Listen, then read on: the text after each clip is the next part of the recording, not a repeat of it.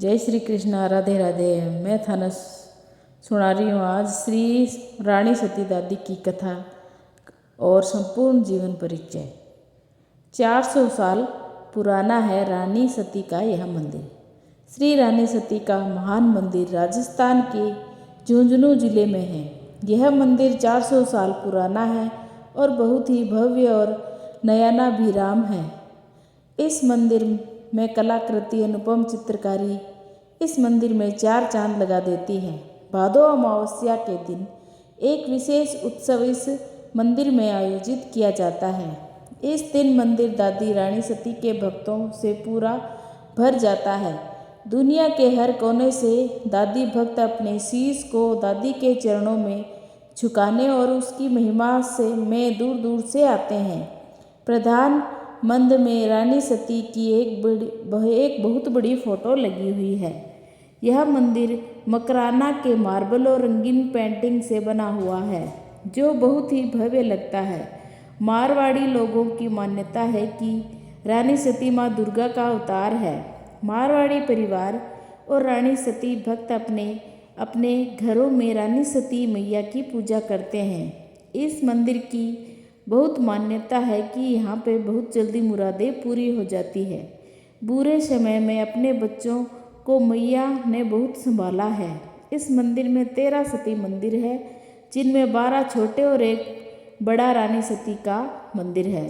पास में ही हरी बगीची में भगवान शिव की प्रतिमा बहुत सुंदर लगती है। श्री रानी सती जी का जीवन गाथा। रानी सती दादी जीवन का परिचय। माँ नारायणी का जन्म वैश्य जाति के अग्रवाल वंश में हरियाणा के धन कुबेर सेठ श्री गुरसमाल जी गोयल के कार्तिक शुक्ल शुभ मंगलवार रात को 11 बजे के पश्चात हरियाणवी की प्राचीन राजधानी महम नगर में ढोकवा उपनगर में हुआ था। सेठ कुशल माल महाराजा अग्रसेन जी के सुपुत्र श्री गोदालाल के वंशज थे। गोयल गोत्र के थे। सेठ जी महम के तो नगर सेठ थे ही, लेकिन उस समय उनकी मान्यता व सम्मान दिल्ली के बादशाहों तक थी।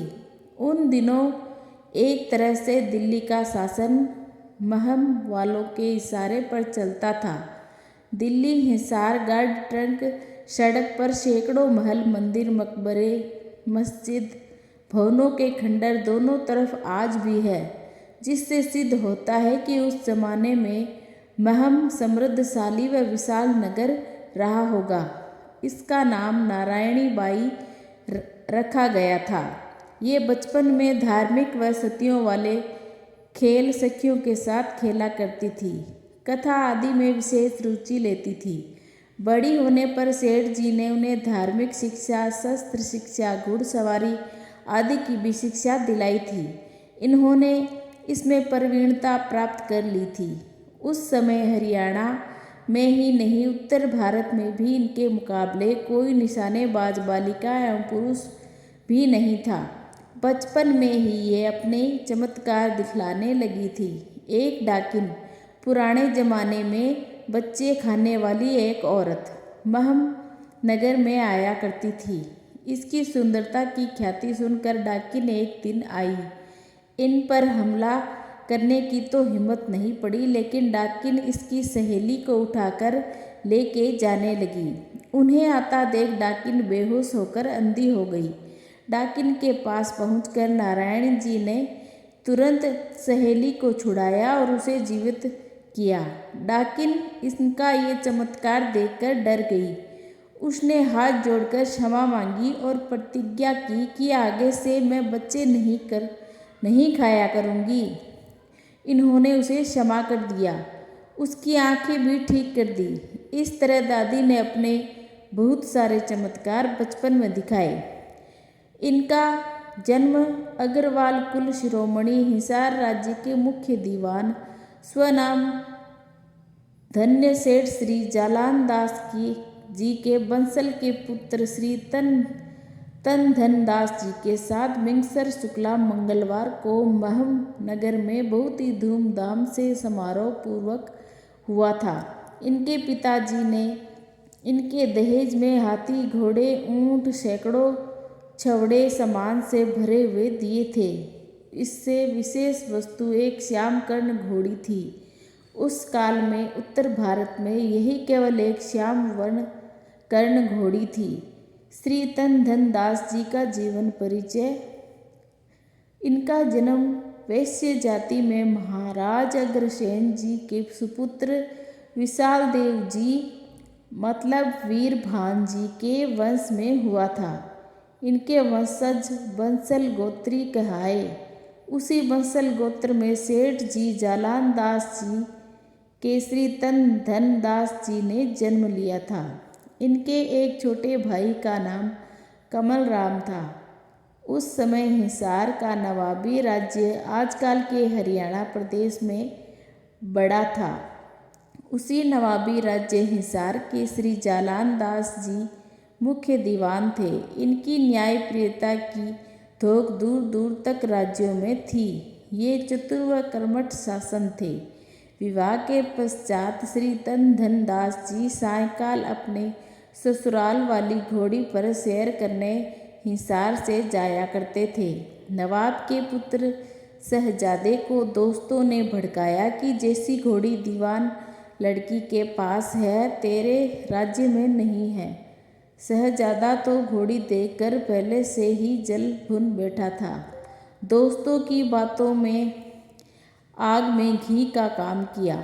शहजादा तुरंत नवाब साहब के पास गया और घोड़ी लेने की हट की। नवाब ने दीवान साहब को बुलाकर घोड़ी मांगी।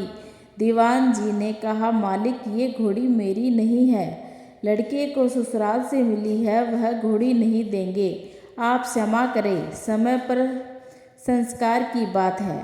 नवाब ने घोड़ी छीनने का प्रयास किया। संघर्ष में बहुत से सैनिक सेनापति सहित मारे गए। भाग दौड़ पलटन गई।